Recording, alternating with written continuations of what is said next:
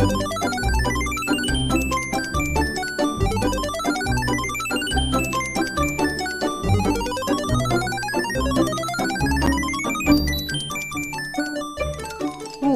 back to Radio Taiwan International. You're listening to Geek Out.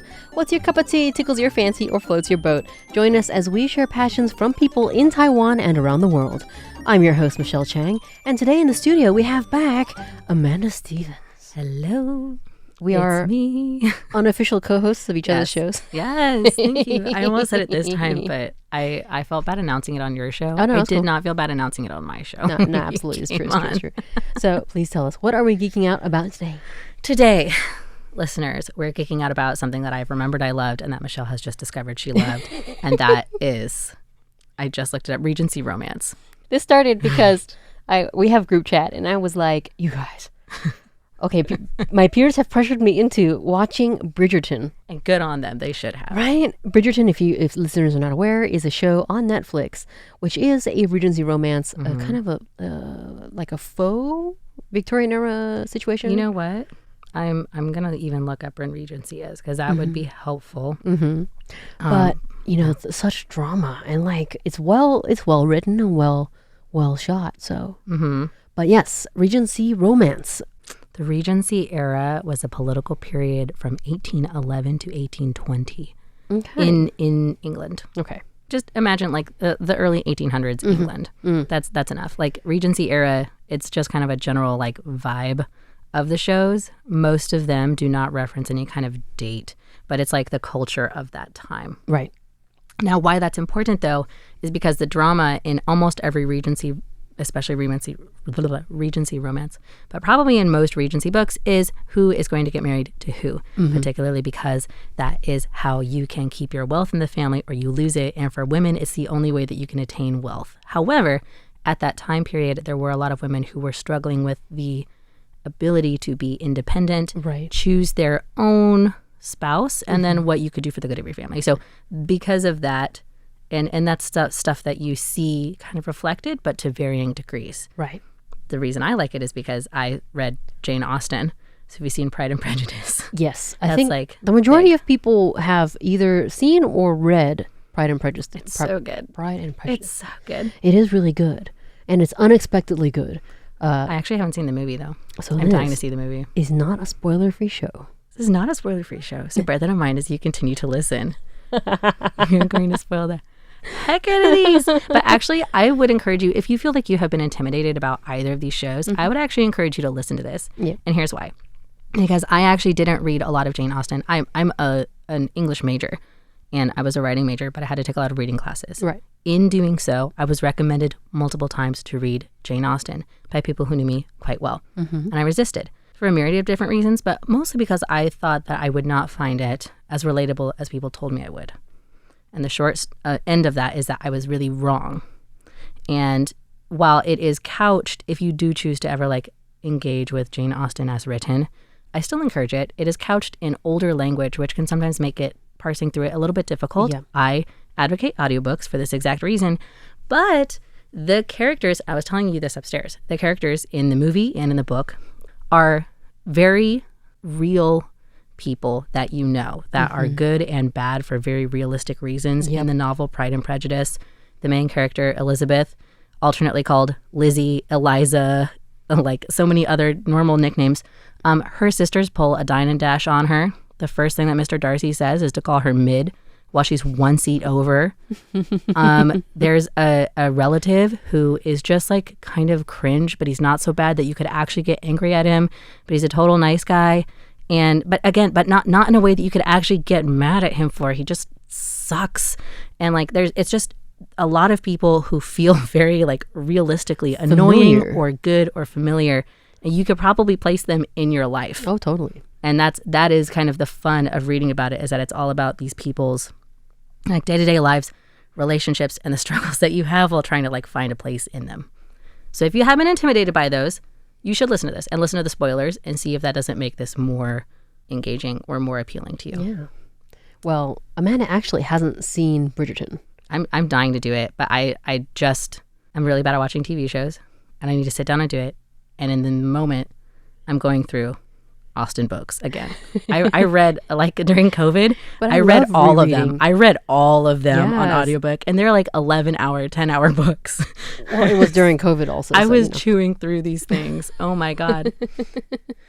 But yes, Bridgerton opens, which I'm sure is a very common opening on a lot of this genre type of show or book, on the opening of the season, and the dilemma is getting married. So you have a family called the Bridgertons, and They're all men, right? Yeah, no. I got confused with the other ones. There's there's like a like group of brothers. Yeah, 8 children, and the first few are boys, and then the story centers around the main character. Daphne Bridgerton is the eldest daughter, Yeah. and it season 1 anyway follows her journey, this challenge of trying to find a husband. The precipice of the show is a mysterious duke arrives in town. He's a duke. A duke. It's always a duke. It's or always a lord. duke. Go on. It's always a duke. Played by Roger something. Oh yeah, he left the show later, I heard. Right. But anyway, but not in the first season. So go on. Right. And the two of them are both really not about this game. It's a terrible game. Yeah. And they make a deal. Totally disenchanted with the idea of finding a partner. Yes, it's just a mess. It's a mess for her, and he just doesn't want to participate. So they make a deal because he's a duke. All of the parents, the moms, and the eligible ladies are all over this dude, and it's really, really annoying. It's super annoying. So he wants them all off his back. To that end, if you haven't seen it, what that entails is, like, if somebody eligible is in town, you're getting a lot of visitors. People would visit you to introduce you to their daughters. They invite you to their house for dinner. You must hold balls where you have many people over, or you must attend balls. Yes. All in this, like, face-saving thing, because none of these people are employed. Yep. This is in the Regency thing. It's just all these rich people who have money because they're landowners, They're or the they come from elite. rich families, right? Correct. So these are also stories about the elite. It's also interesting, in this time period, there are people who have joined the ranks of the quote-unquote elite from the middle class. And there's often a culture clash. That is a big culture clash in Pride and Prejudice, is that half of Elizabeth Bennet's family comes from working class. They're lawyers, which today would be like, wow, that's great. And there is a conversation where the people that they end up courting are like, ugh, lawyers, can you believe it? I would be so embarrassed. Blech, ew, gross, trash. And, like, I was shocked and offended. But, like, that's also, like, some class issues that you're dealing with. Right. And that would also be then your job is basically saving face and maintaining the name of your family. So that's the kind of game that he would be playing, is like meeting a bunch of people, having to invite them over for dinner, trying to figure out how to not be alone in a room with them so it's not misconstrued. Yes. So it's annoying. It's almost harassment. So they make a deal where they pretend to be courting each other. And what that would do for him is, if these moms and these eligible ladies see that he's not interested, he's only interested in her, they would lay off. And they'd look for better prospects. Absolutely. And it drives up the jealousy and or desirability factor for her, because if a duke is interested in Miss Bridgerton, then she is highly desirable. Yeah. Right? Yeah. So that's the premise of the show. That's how it starts. So I am not spoiling anything for Amanda here. Can I make a guess? Sure. It works too well, and they end up falling in love with each other. And then Of course. So that's what it is. Okay. I'm a literature person, Michelle. This is what I do. So anyway, that's how it's going to go. That's how it's going to go. It's super predictable. It is predictable, but that's the way that we want it to go. Yeah. That's the way we want it to go. They do give it to us. Yeah, that's what I want to happen. This is every marriage contract basically ends up with, oh, I love your brother, or I love you, and that's it. And it's always like, oops, I didn't see this coming. And we're always, as the reader or the listener, or watcher, we're cheering. We're cheering for that magical love match, that couple, right? And we wait for the book or the show to give it to us. Yeah. Well, because now here's the thing: like a lot of people who aren't into these, another criticism that I hear a lot is that it's very slow, and that is true. Like, especially compared to like modern day romances, that's something that like I struggle with. I have to be in the right mood for it. Sometimes things like K dramas or J dramas have the same problem, or like the romance is a very slow burn. So like we as we were joking, like you're hanging on for a very long time for them to just hold hands. Well, yeah. And you're like, I need that closeness, but the thing that builds that tension is the fact that it doesn't happen for societal constraints. I guess in both, in J-dramas, K-dramas, and in these Regency novels. But the other thing about it is like what you're really like sitting there waiting for, and something that can make it fun is trying to see people or watching people fall in love with each other, or become, or if not fall in love, like become attracted to each other based on an appearance that they put up, or a personality, or like a circumstance. And it's all the ways that you fall in love with somebody, or that you form a relationship or attachment with somebody outside of physical intimacy. Right. And that, there's a lot to that. Like there's a lot of like mind games. There's a lot of societal pressure, or trying to undo things other people might misconstrue, maybe leaning into that or otherwise. And it is slow, but it ends up to be like a really rewarding experience. Yeah. And when you do get those like moments of even just like closeness, are like, they feel much more intimate, or they can feel much more intimate than when like you're watching a movie and then these two people end up like spending the night together. You get the same level of intimacy from like everything that's been built up, and from like the diegetic realization of these characters, and plot realization that like, I think I really like you, and it's hard for me to say that. Yeah. You know, And then, character development all the way. So my friends who know me as someone who enjoys really super gratuitous TV shows and movies. There has to be gunfire. Yes. There's got to be explosions. Michelle is always a villain apologist when you come on my show. So there's got to be villains and super villains and really horrible things that happen. And of course, there's usually gratuitous sex. Yeah. So it's something that just goes along with that genre often. It does. And what I've been pleasantly surprised by with this genre is that I'm excited for character development of just even holding hands. They've written it, or they've shot it, they've developed it so that it's magical. Even for someone like me who is used to the gratuitous. Well, and I think if you can give it the time to sit there with it, that is part of the draw. Is like, there are a lot of things that are really relatable about these kind of things, because a lot of it is all about like associating people as character types, or as people that or as a person, kind of like as a character, I guess, often removed from a situation. So like, they're not necessarily a hitman, like they're all kind of the same here and there.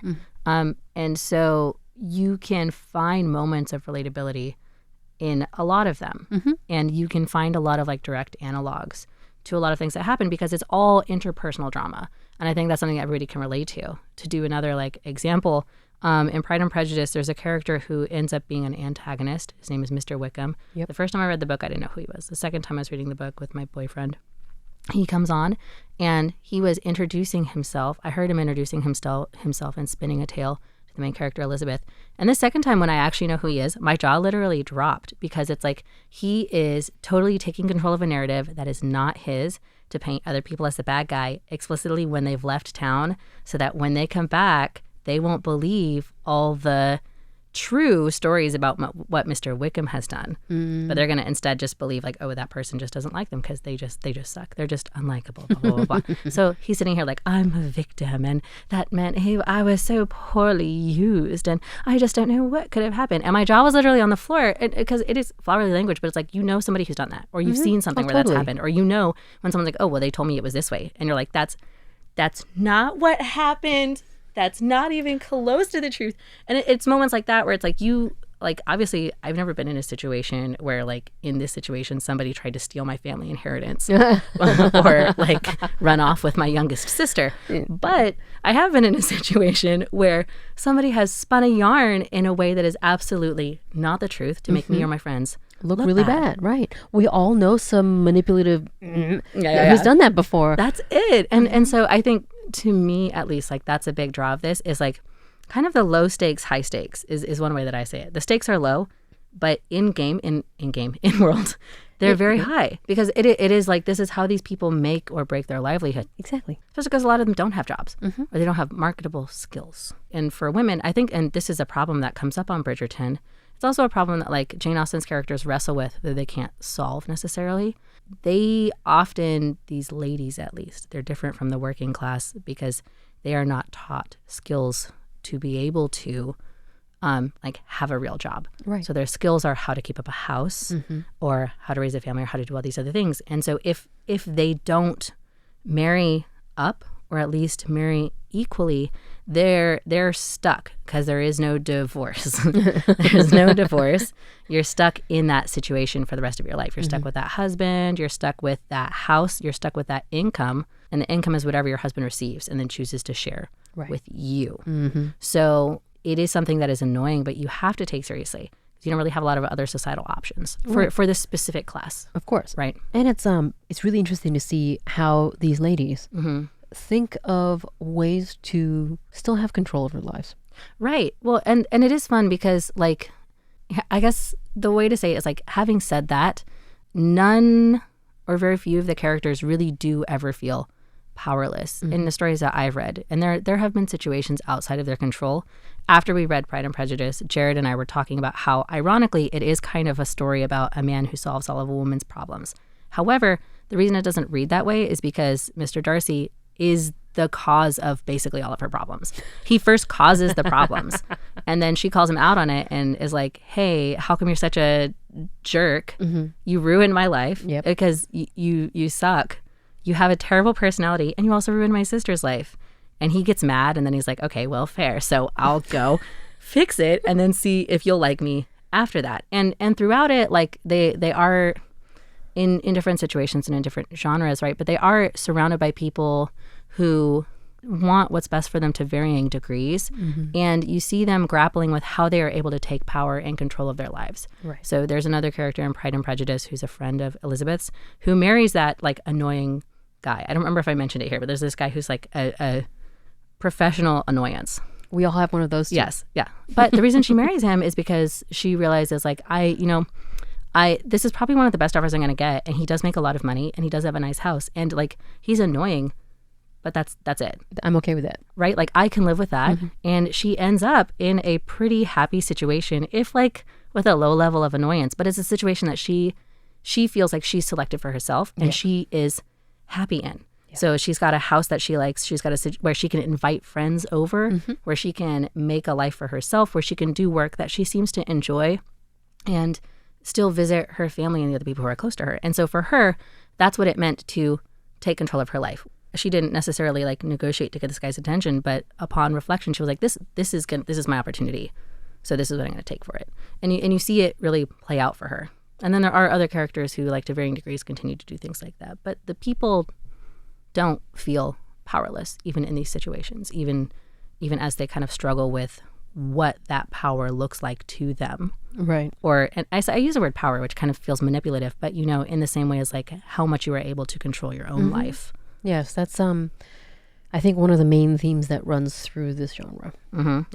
Yeah, I think it's something people at the time were really wrestling with. Yes. There's a lot more people better studied on it. But, like, that's definitely something that comes out in Austen's books is she's always got a girl who's really close with her dad.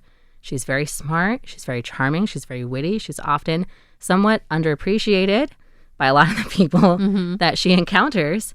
She kind of struggles with finding her place in society. In society, and trying to figure out what her future could look like as this person and still be independent to her own degree, still be respected. And it's often a concern of people around her. Her dad literally says to her towards the end, like, the one thing I couldn't bear is if you were in a relationship where you would not feel respected by your partner, or where you were not allowed to, like, express yourself as, like, the intelligent and witty person that I know. The last thing I want for you to just marry for a situation. Like, I would be heartbroken if you did that. So he like tells her that. So for the listener who is like me and needs to be pressured into exploring this genre of media, do it. And start with a movie. Start with a movie. Yep. Do a Regency movie. Pride and Prejudice is a really famous one. Yep. And it is a good story. Yep. It's all relationships. A lot of people are very relatable. And you'll be able to get a lot of memes. Yep. Otherwise, if you want something with a more modern twist, something like Bridgerton is probably there. It has a lot more modern struggles, I think. It does. I mean, and the way that they filmed it, and the way that it's not so much the English that is like Shakespeare. Oh, it's not an older English. It's not, we can just say, like, it's not obtuse. I don't know the name for the era. So the English that they use is actually modern English. So it's easier to understand. Spoken in modern English. Yeah. And the first episode, it hooks you right into their problems, their society, their world. So Yeah. Even so if the language is the thing, maybe try out something like Bridgerton. High stakes, low stakes. Like it's fun. It's all about relationships. It's what I'm currently obsessed with. So thank you so much for geeking out with me. Thank you for having me. I'll be back. I'm Absolutely, always back. always. The unofficial co-host. I'll be back. I'll find something else to be obsessed about. Yes. And thanks, listeners, for tuning into Radio Taiwan International. I'm Michelle Chang, and we'll be back next Thursday with another episode of Geek Out. Bye. Bye-bye.